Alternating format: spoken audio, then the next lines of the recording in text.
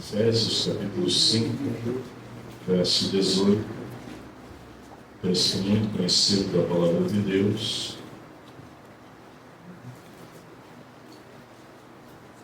Que diz assim: E não vos embriagueis com vinho em que há contenda, mas enchei-vos do Espírito. Amém? Você pode sentar-se. Geralmente, quando eu vou ministrar, assim, principalmente na ceia, muito natural que a gente já tenha assim, aqueles textos que vêm primeiramente texto oficial de Coríntios 11 ou Isaías 53, é muito comum, ou alguma narrativa dos evangelhos que falem sobre a ceia. Mas hoje, aliás, ao longo dessa semana, ao longo desses dias, Deus tem colocado esse texto no meu coração. Seja cheio do Espírito Santo. Não se embriaguem com vinho, mas sejam cheios do Espírito Santo. Você sabe que a carta aos Efésios, ela está dividida em 6 capítulos. Mas ela também pode ser dividida em 6 grandes temas. O plano da salvação, um tema. A mudança de posição espiritual do salvo é outro tema. A revelação que o Evangelho serve aos gentios também, que alcançaria o mundo gentil, é outro grande tema. Depois tem um tema sobre o ministério da igreja. E depois Paulo vai falar sobre ética em todas as áreas de relacionamento, ética entre marido, esposa, pais, filhos, empregados e patrões. Esse é um outro tema. E por último, e talvez um dos mais utilizados na carta aos Efésios, que é batalha espiritual. Então, 6 capítulos e 6 grandes temas. E, no entanto, Paulo, ele, fugindo um pouco da regra, geralmente quando Paulo falava de 6 temas, ele falava 6 vezes de Jesus, 6 vezes do Pai, 6 vezes do Espírito Santo. Na carta aos Efésios, ele foge dessa regra, e nessas 6 vezes, nesses 6 capítulos, e nesses 6 grandes temas, Paulo fala 10 vezes sobre o Espírito Santo. Essa insistência de Paulo faz crer que para ele não existia um único aspecto da vida que não dependesse inteiramente do Espírito Santo. Paulo entendia que uma igreja sem o Espírito Santo é uma igreja morta. Paulo entendia que sem o Espírito Santo as famílias se destroem. Paulo entendia que sem o Espírito Santo um ministro cai. Paulo entendia que sem o Espírito Santo o povo que se chama pelo nome do Senhor será humilhado, vencido, exposto à vergonha e escravizado. É por isso que em 6 oportunidades de falar do Espírito, ele fala 10. Paulo diz para a igreja: vocês precisam do Espírito. Maridos, vocês precisam do Espírito para serem bons maridos. Esposas, vocês precisam do Espírito para serem boas esposas. Filhos, vocês precisam do Espírito para serem bons filhos. Pais, vocês não serão bons pais se não tiverem o Espírito. E é pela consciência dessa necessidade que ele fala para a igreja: encham-se do Espírito. Mas uma coisa é mandar. Uma coisa é entender a ordem. E outra, bem diferente, é entender como essa ordem pode ser realizada. Como que eu, sabendo que tenho que ser cheio do Espírito, entendendo que essa é a maior prioridade da vida cristã, como eu posso ser cheio do Espírito? E aí eu entro na mensagem para dizer que vai depender apenas de você ser cheio do Espírito Santo ou não. Porque a primeira grande verdade é que só pode ser cheio do Espírito Santo a pessoa que reconhece que não está cheio. Só pode ser cheio do Espírito Santo aquele que reconhece que não está cheio do Espírito Santo. Existe uma lei da física que ensina que você não pode encher o que está cheio. Eu me lembro que eu tive um carro uma vez, eu não sei porquê, ele ficou alguns anos comigo, mas eu nunca arrumei o ponteiro da gasolina, sabe? E aí o que acontecia? Toda vez que eu saía, eu colocava 20, 30, 20, 30, 20, 30, 20, 30. Todo dia. Aí eu me lembro que eu precisei, dar uma esticada maior. Aí eu falei aquela frase que nós gostamos muito de falar no posto, né? Enche o tanque.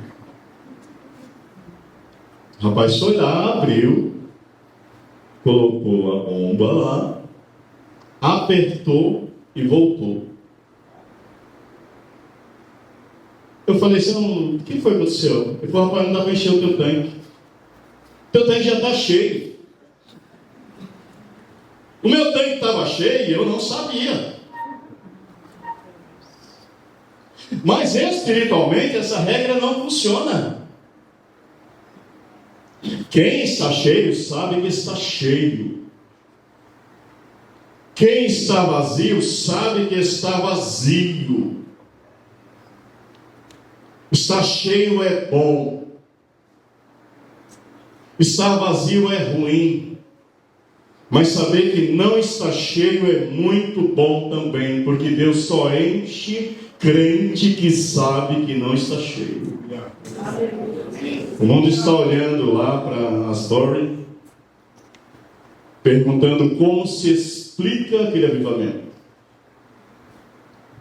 Os pastores do mundo inteiro estão olhando para aquela cidade, para aquela universidade, e tentando entender o que está acontecendo, o que houve naquele lugar que fez e está fazendo ainda com que milhares de pessoas permaneçam adorando, orando, buscando, clamando, chorando. E aí eu fui assistir um outro vídeo e ouvi a mensagem do rapaz que pregou. Não foi uma mensagem eloquente como a de Charles Spurgeon. Não teve doutrina profunda como Martin Lloyd Jones. Não foi cheia de fervor como Marcos Celiciano. Mas ele falou, igreja, nós precisamos ser cheios do Espírito Santo. A equipe vai louvar e depois o culto termina. Mas quando a equipe começou a cantar, o povo falou, eu não posso sair. Glória a Deus. Eu não estou cheio do Espírito Santo. Não dá para sair porque eu não estou cheio. Eu quero ser cheio do Espírito Santo. Sabe, todas as vezes em que Deus marcou e impactou a história da igreja, Ele não encontrou uma igreja que estivesse transbordando pelas bordas, mas um povo que estava sentindo sede de Deus e dizendo, eu quero mais. Por 10 dias, isso sempre foi assim, por 10 dias, os discípulos estão no cenáculo, estão clamando, estão orando, estão buscando. Jesus fala para eles: fiquem em Jerusalém. Mas Jerusalém era o lugar onde eles estavam sendo ameaçados de morte. Mas eles ficam em Jerusalém. Jerusalém não queria a igreja, mas eles continuaram em Jerusalém. O diabo não queria que eles ficassem no cenáculo, mas eles continuaram em Jerusalém. Os fariseus não queriam eles lá, porque não queriam que a doutrina do cristianismo fosse espalhada, mas eles continuaram em Jerusalém. Porque Jesus Cristo diz: fiquem em Jerusalém, até que do alto vocês sejam revestidos de poder. Porque João batizou vocês com água, mas não muito depois desses dias, vocês serão batizados com o Espírito Santo e recebereis poder que virá sobre vocês e serão as minhas testemunhas. Se você está cheio, eu quero te dizer: louvado seja Deus. Mas se você estiver vazio, então encha-se do Espírito Santo de Deus nesta manhã.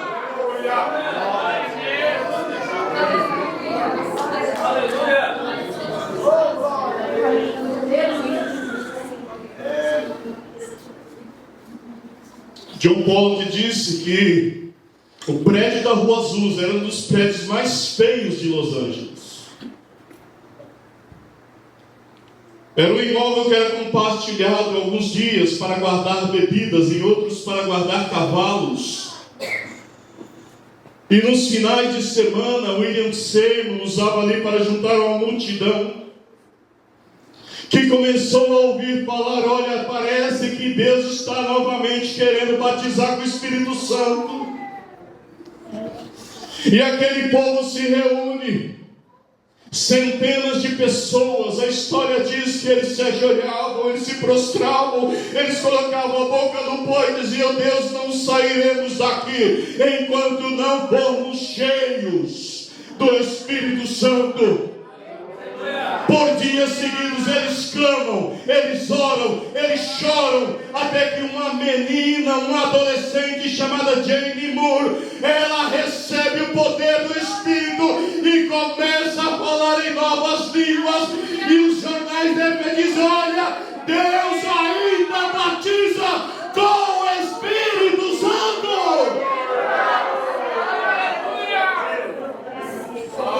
Glória a Deus. Você diria para Deus: Deus, eu não sairei enquanto eu não for cheio do Espírito Santo. Você diria isso?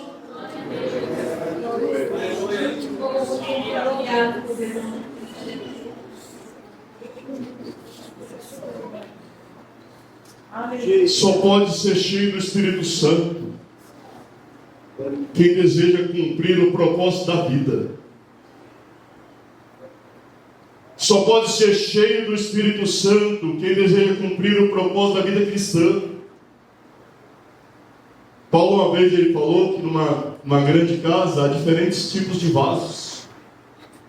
Vasos finos, vasos largos, vasos grandes, vasos redondos, vasos quadrados, vasos de pedra, vasos de alabastro, de madeira, vasos minúsculos, vasos gigantescos. E é interessante que Paulo aqui, nessa questão de encher-se do Espírito, ele usa uma palavra que vai aparecer apenas 2 vezes na Bíblia. Vai aparecer aqui neste caso. Essa é a primeira vez. É uma palavra que significa encher conforme a capacidade. Encher conforme a capacidade de absorver. Nada é mais democrático que o Espírito Santo, meu. Porque o Espírito Santo, ele não enche só pastores, ele não enche só ministros, ele não enche somente os grandes, ele não enche somente os famosos, ele não enche somente os populares, ele enche todo aquele que o busca. O diabo tem impedido muitos pequenos. Muitos se acham pequenos. Não, ser cheio do Espírito Santo não é para mim. Eu quero dizer, ser cheio do Espírito Santo é para você.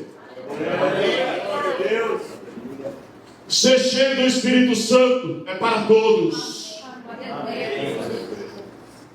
Eu gosto muito de pensar que Deus ele dá sabedoria, e às vezes o diabo ele quer intimidar.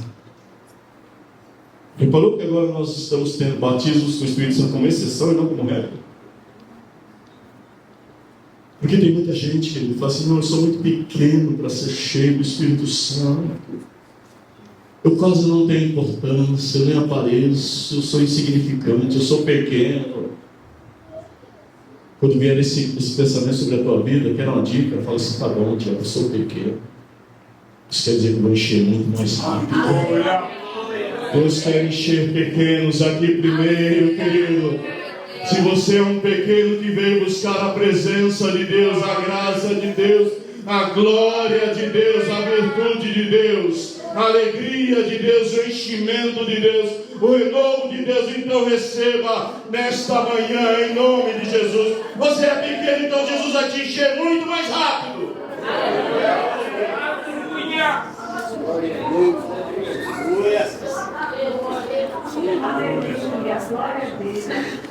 Você sabia que no cenáculo não tinha só os 12, né?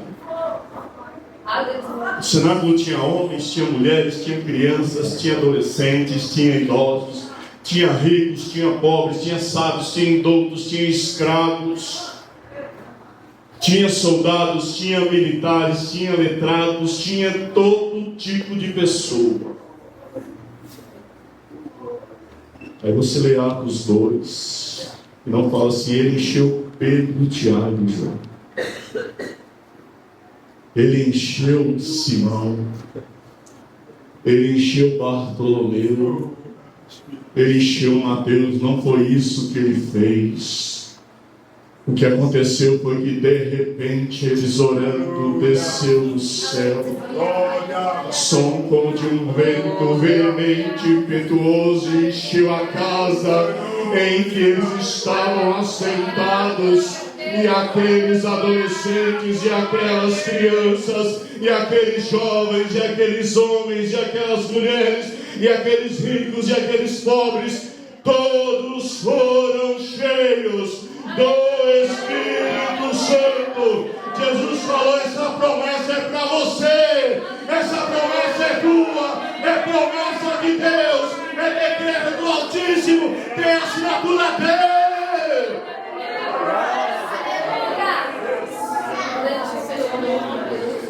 E sabe o que é encher-se segundo a capacidade? Eu falo: a Deus, eu não quero saber o que está acontecendo com os outros vasos, mas eu sei que eu quero ser cheio do Espírito Santo. Culto é individual, adoração é individual, a entrega é individual. É por isso que nós temos visto ao longo dos tempos tanta diferença. Alguns crentes cheios, outros pela metade, outros vazios, porque tem medo de se encher. Mas nessa manhã, em nome de Jesus, caia por terra essa barreira do inferno e comece a adorar, e comece a clamar, e comece a se encher, e comece a se encher.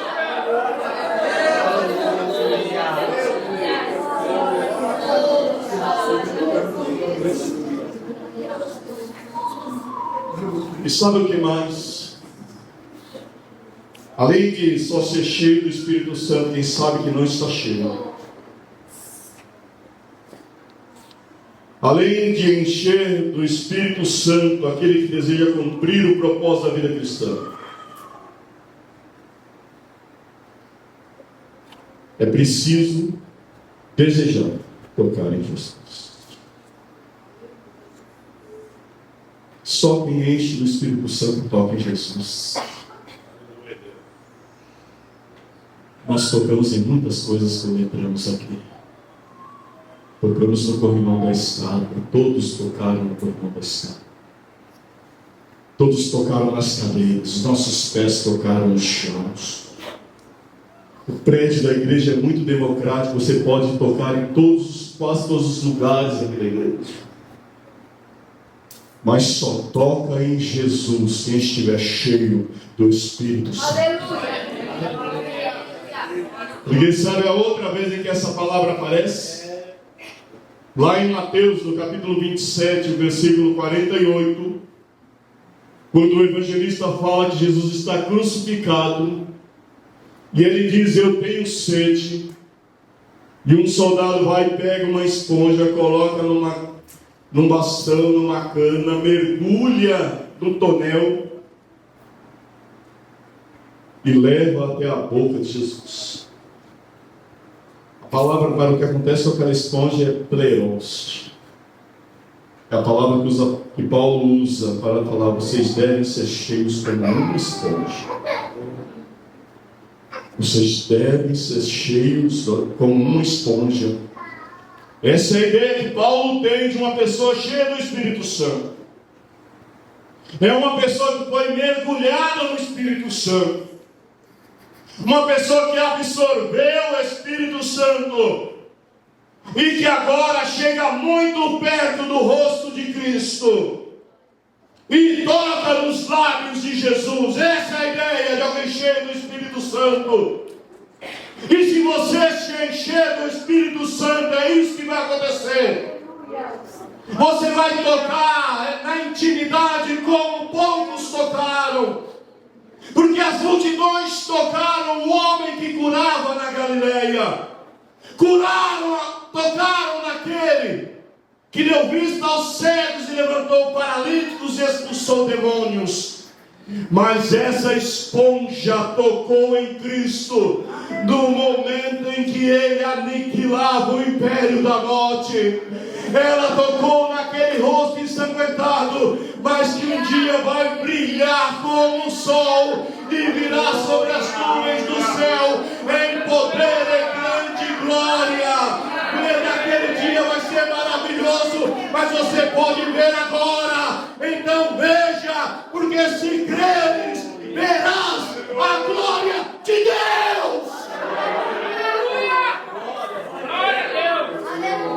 Aleluia!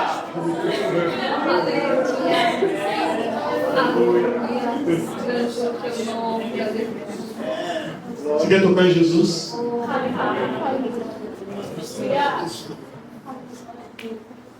Você quer tocar em Jesus? Você quer tocar no sangue de Cristo? Você quer tocar naqueles lábios que restauraram famílias? Você quer tocar naquele que é a própria vida? Escute isso. Aquela esponja seria destinada ao lixo. O propósito dela era servir para o lixo. Escute uma palavra profética. Você não é destinado a nada senão ao lixo do mundo, à desonra, à inutilidade. Mas um dia aquela esponja ela foi mergulhada em vinho e tocou em Jesus. Eu e você não servíamos para nada. Mas um dia Deus nos pegou lá do monturo, mudou a nossa posição e nos colocou perto de Jesus. Fique de pé, por favor.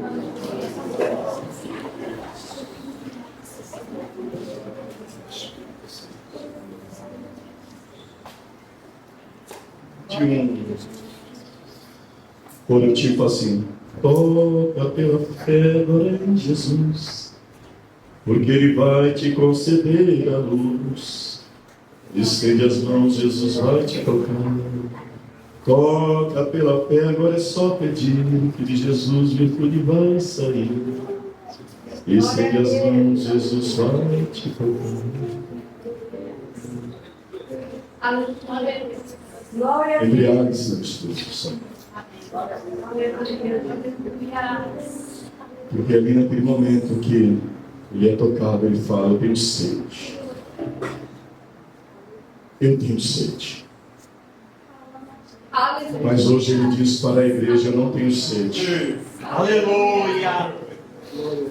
Eu não tenho mais sede. Mas eu tenho um convite para você que está sedento de Deus. Eu tenho um convite para você que não sente mais a alegria do Espírito Santo. Eu tenho um convite, eu não tenho mais sede. Eu tenho um convite para você que se encontra angustiado, perplexo, abatido. Eu não tenho sede, mas eu estou chamando você. Você que tem sede, venha às águas. Você que não tem dinheiro, venha e compre. Venha e compre sem dinheiro vinho e leite. Ele falou: se alguém tem sede, venha a mim e beba. Se alguém crer em mim, como diz as Escrituras, rios de água viva fluirão de seu ventre. Que você possa sair daqui embriagado, meus filhos. Enquanto os que se embriagam no mundo saem e são conhecidos pelo cheiro da bebida. Que as pessoas olhem para nós essa semana e falem: olha, essa pessoa está embriagada. Estou sentindo o cheiro de Cristo nele. As pessoas se embriagam lá fora, são conhecidas pelo seu andar torto. Mas nessa semana que as pessoas olhem para nós e falam: lá está um homem ou uma mulher de Deus. Estão embriagados. Bêbados também são conhecidos pelo falar que irrita.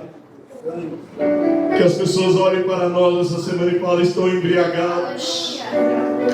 Estão falando como alguém que esteve perto de Jesus. Estão falando como profetas. Estão falando como vencedores. Estão falando como filhos de Deus. Estão falando como quem conhece a Cristo. Estão embriagados. O Espírito Santo de Deus, então embriague-se nesta manhã, porque na mão de Deus há um cálice sendo derramado sobre a igreja. Ah, minha vez que eu vejo.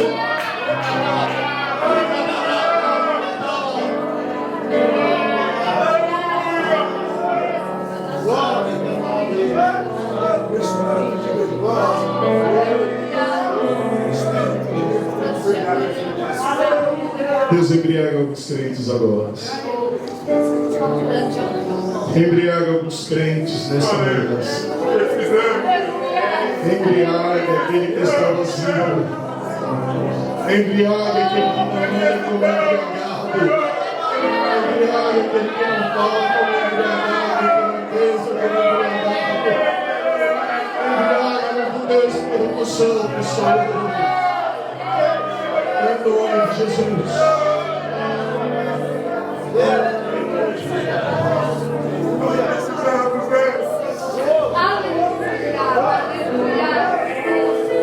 Aleluia.